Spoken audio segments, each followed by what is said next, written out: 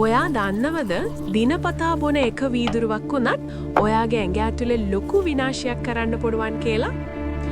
පළවෙනි දේ තමයි ඔයාගේ ආත්මාව. දිනපතා බොනකොට ආත්මාවට තෙල් තැන්පත් වෙලා කාලයත් එක්ක සිරෝසිස් වගේ දරුණු තත්වයන්ට මේක පාර කියනවා.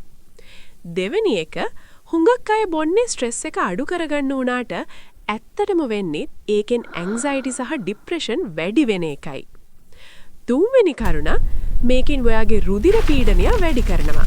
ඒ කියන්නේ හෘදයාබාධ ඇතිවීමේ අවදානම ගොඩක් වැඩි.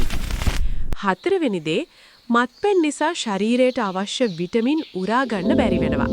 මේ නිසා ඔයා ඉක්මනට මහලු පෙනුමකට පත් වෙන්න පුළුවන්.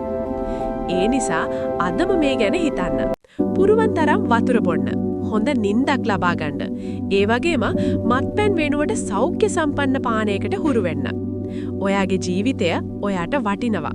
මේ පණිවිඩය ඔයා ආදරය කරන යාළුවෝ හැමෝටම ෂෙයා කරන්න. It really helps our channel grow.